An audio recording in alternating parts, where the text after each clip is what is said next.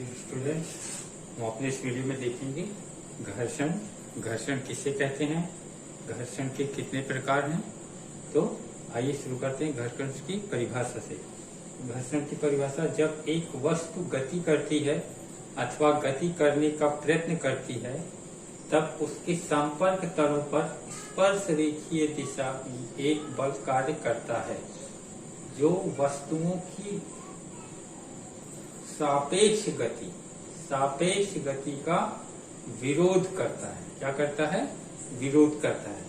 मतलब कि आपका मान लीजिए ये हो गई एक वस्तु, ये वस्तु दूसरी हो गई।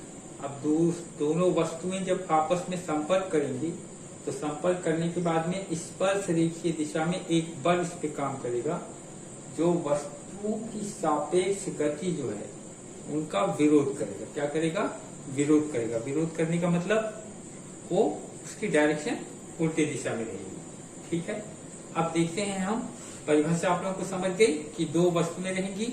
दो वस्तुएं क्या होंगी? संपर्क में रहेंगी। संपर्क में रहने के बाद में एक संपर्क तल होगा और संपर्क तल में स्पर्श रेखीय दिशा में एक बल कार्य करेगा। तो ये घर्षण क्या है? एक प्रकार का ये क्या है? बल है। क्या है? बल है जो वस्तुओं की सापेक्ष गति का विरोध करता है। अब देखते हैं ये किस कारण से जो है, ये किस कारण से उत्पन्न होता है। संपर्क सतह की अनियमितता तथा अणुओं के मध्य बल।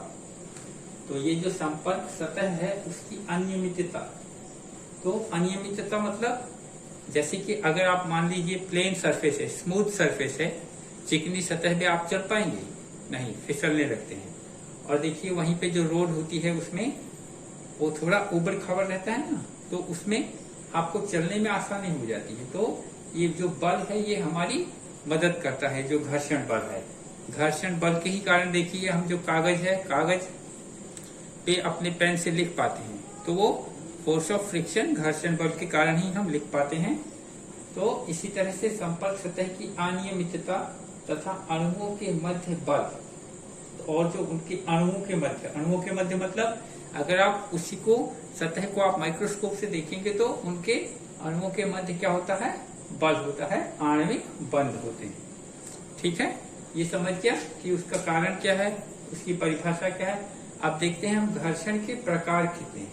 तो घर्षण का पहला प्रकार है आंतरिक घर्षण। आंतरिक घर्षण मीन्स इंटरनल फ्रिक्शन, और ये इसका दूसरा नाम है शयानता। क्या है? शयानता, जो हमको द्रव्यों में पाई जाती है।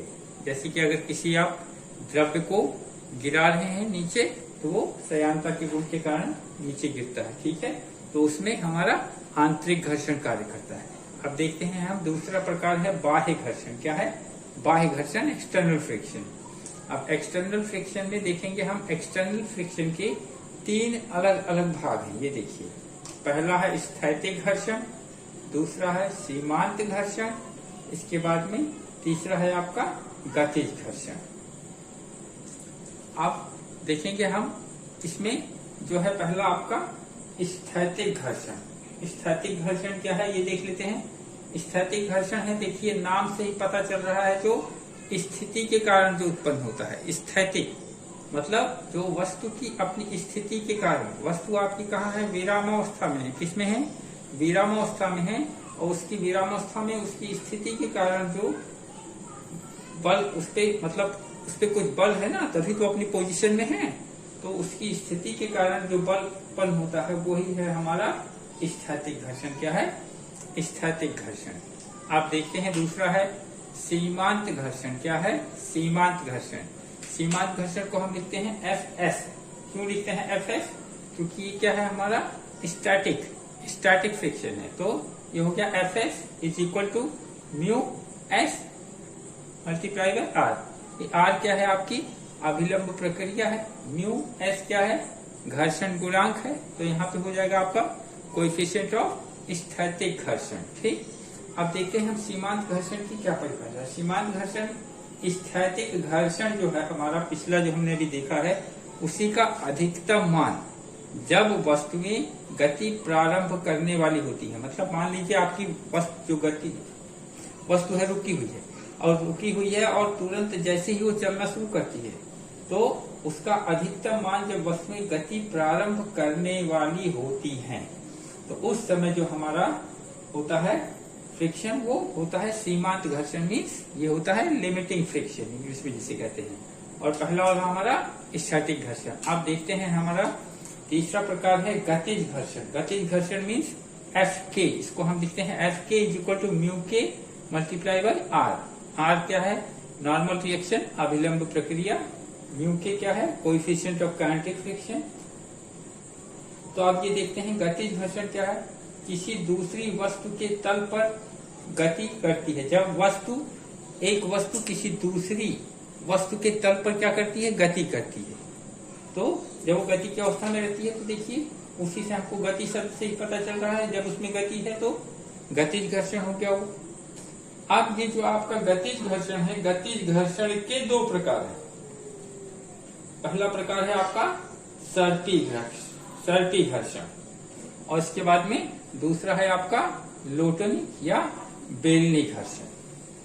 तो इसमें देखते हैं हमारे सर्टी घर्षण में क्या होता है। सर्टी घर्षण तल पर जब कोई वस्तु किसी दूसरी वस्तु के तल पर सरकती है या फिसलती है, जैसे हम फिसल पट्टी वगैरह जो खेलते हैं ना, उसमें उस समय हमारे कौन सा बल के कारण में होता है? वो सर्टी घर्षण के कारण। आप ये देखते हैं लोटोनिक या बेलनी घर्षण। लोटोनिक या बेलनी घर्षण देखिए यहाँ पे आपका रोलिंग फ्रिक्शन, ये बेलन से ही पता चल जा रहा है ना। बेलन तो क्या होता है? वो लुढ़कता है ना, तो इसलिए वो जब वस्तु सड़क, पहले वाले केस में जब सरक रही है तब वो क्या है? आपकी सर्टी घर्षण है। अब वो सरक के ना हो, वो लुढ़क रही है। जैसे मान लीजिए जब सीढ़ी पर से गिरते हैं तो कैसे लुढ़कते हुए गिरते हैं ना, और फिसलम पट्टी में हम क्या होता है? सरक के सीधा नीचे आते हैं। तो आप लोगों को समझ गया होगा इसकी परिभाषा क्या है, उसका कारण क्या है। घर्षण के मुख्य दो प्रकार हैं, आंतरिक और बाह्य, और बाह्य के 3 प्रकार हैं, और 3 में से गतिज घर्षण के 2 प्रकार हैं। ठीक है, तो आप लोग अच्छे से पढ़िए।